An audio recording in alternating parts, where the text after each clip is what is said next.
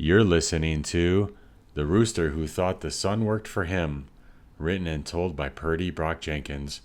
This recording was made for listeners on YouTube Music, as well as social media networks around the world. It's a brand new folktale from the Purdyville Library. So go on and get comfortable. Grab a snack or 7. After all, 7 snacks are better than 1 or 3. Put your feet up and relax. A good book is always better with a good snack. Ready? 3, 2, 1. Leonard didn't trust roosters. He didn't hate them exactly. He just thought they were a little too sure of themselves for creatures with skinny legs and no backup plan. The neighbor's rooster was the worst of them all.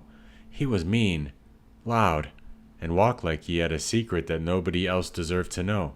His name, according to the mailbox and the faded blue sign zip-tied to the chicken coop, was Colonel Flapjack. Leonard had once asked why a chicken would be called a colonel, and the neighbor said, "Because General Pancake was taken." That didn't make sense, but Leonard had learned that most loud people didn't make much sense when you slowed them down. Colonel Flapjack woke up the whole neighborhood every morning at exactly 5:41 a.m. Not 5:40, not 5:42. He crowed like he was breaking a curse. Full body, neck tilted, eyes half closed in spiritual fury. He didn't just yell, he announced. Leonard's room faced the coop, and so every morning he'd wake up with his blanket over his head and his fingers in his ears muttering, "The sun is gonna rise whether you scream at it or not." But Colonel Flapjack didn't believe that. He truly, deeply, honestly believed that he made the sun come up. Leonard figured this out one day when he wandered over to the fence with a crust of toast in his hand. He liked talking to animals. Some of them seemed to listen better than people did. "You know, the sun doesn't need your help, right?" Leonard said. Flapjack tilted his head, puffing himself up like a parade float. "I crow. Sun rises," he said. "No crow, no sun." Leonard blinked. "That's not how it works." "How would you know?" Leonard didn't have a great answer for that, so he said what kids say when adults do this kind of thing. "Just 'cause you do something every day doesn't mean it's why something else happens." But the rooster wasn't listening. He just paced the fence post, puffed up and preening. "They all wait for me, every star, every shadow, every tired little bird in a tree. I call the day into being." Leonard squinted. "You live in a cage." The next morning, the rooster crowed 5 times in a row. Leonard counted them from under his pillow. Later that day, he told Olive about it. Olive had recently decided she was going to grow up to be a botanist or a magician, depending on how much school each one required. She said, "Maybe the rooster's just insecure." Leonard nodded. "He's like someone who thinks the light bulb won't turn on unless they clap first." Olive blinked. "Wait, does that work?" Leonard didn't answer. He just looked at the sky and sighed. A week later, something changed. Colonel Flapjack tried to crow, and nothing came out. Not even a squeak. He flapped, he stretched, he stomped his feet. But his voice was gone, like someone had turned off the part of him that believed too hard in himself. Leonard was delighted. He ran outside, arms raised like he'd just won the quiet lottery. The rooster looked lost. And the sun? The sun came up anyway. Slow and golden, and totally uninterested in who had or hadn't made noise that morning. Colonel Flapjack didn't take the silence well.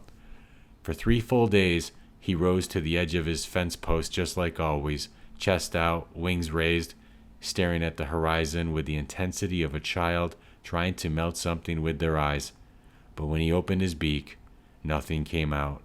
Not a crow, not a cough, not even that wheezy throat-clearing noise old chickens make when they want you to know they're about to do something loud. And each day, without hesitation or fanfare, the sun still rose. Leonard made a habit of watching now, not because he missed the noise, but because he was fascinated by what was left behind. Flapjack still acted like he had power. He performed his crowing, even if the sound was gone. The wings flapped, the beak opened, the neck stretched toward the sky with all the old fire.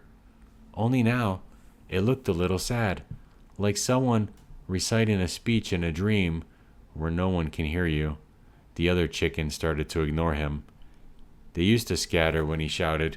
Now they just walked around him, ate their feed, took dust baths like nothing was missing.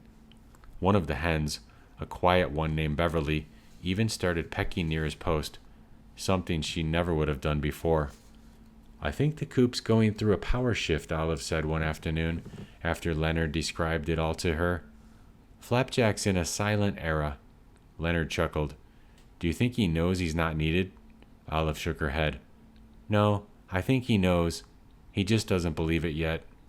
Later that week, Leonard tried talking to Flapjack again. He approached the fence slowly, holding a little dish of corn like an offering. "You know," he said, "the sun's got its own schedule." Flapjack didn't look at him. He was staring at the sky like it had betrayed him personally. Leonard sat down. "I used to think the school bell rang because I blinked."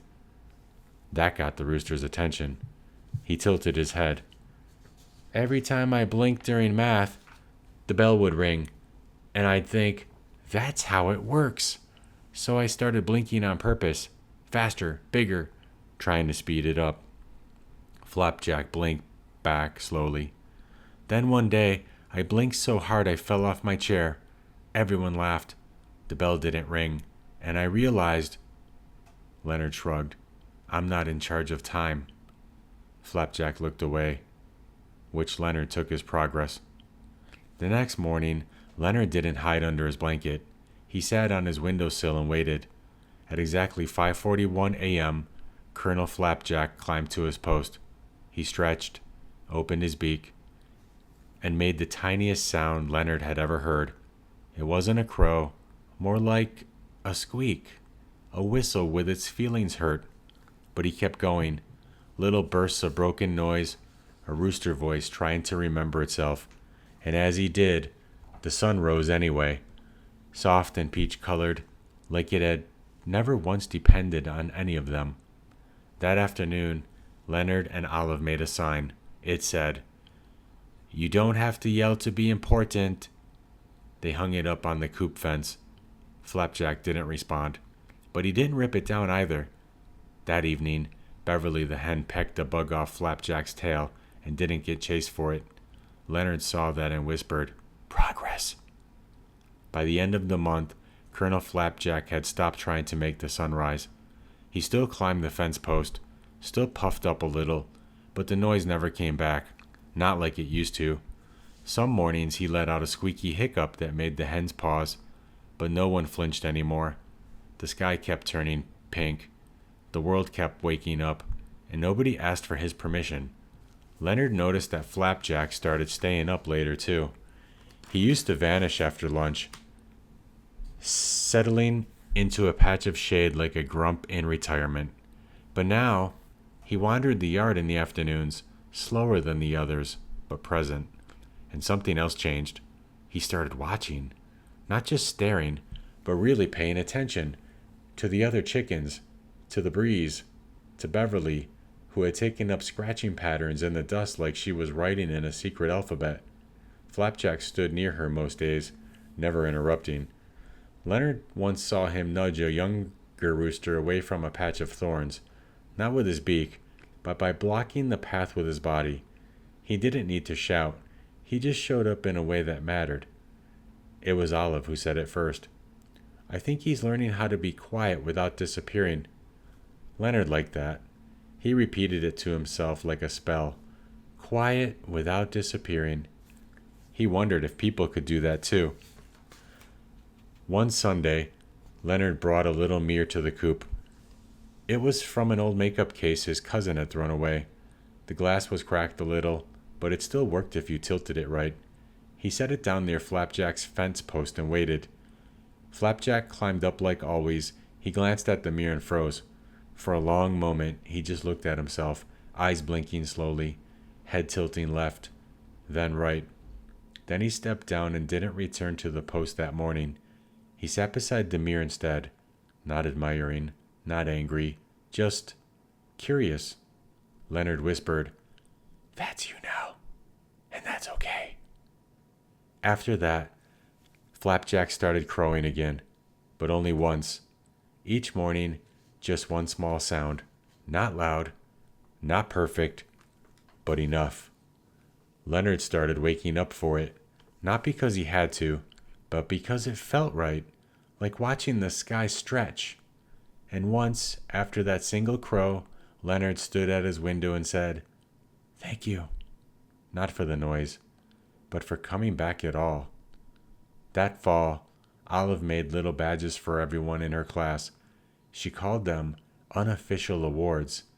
Some kids got best at drawing horses that look like dinosaurs, or most likely to trip while standing still. Leonard's badge said, most likely to notice when something isn't loud anymore. He taped it to the back of his bedroom door and smiled. One cold morning, Leonard walked out to the coop with a cup of warm oats. Flapjack was sitting in the sun with his eyes half closed. Beverly sat beside him, quietly preening. No one was shouting. No one needed to. Leonard said, "You don't think the sun needs you anymore, do you?" Flapjack blinked once, then turned his head toward the sky, then back toward Leonard, then closed his eyes again. Leonard took that as a no, and also a maybe. He sat beside the coop for a while, letting the light warm his arms, the way it always did. And he thought, maybe some folks are just scared that if they stop making noise, the world will forget they were ever part of it. But Leonard wouldn't forget. He never did. Not the turtle, not the wooden woman, and not a rooster who used to scream at the sun, but now just watched it rise. That's all for now. If the story left something for you, keep it. Let it ride around in your thoughts for a while. These tales weren't meant to explain the world, just to notice it a little more kindly. And if you enjoyed being here, well, I'll be back with more stories, more questions dressed up like answers. Till then, take care of yourself and take care of the roosters in your life. If this made you smile or feel something fuzzy and wonderful, go ahead and hit the like button and subscribe. Also give me a comment. What ideas do you have for the next story? I'll keep telling stories if you keep listening. This has been Purdy Brock Jenkins, talking slow about things that move fast. I hope you enjoyed the story. It was a very good story.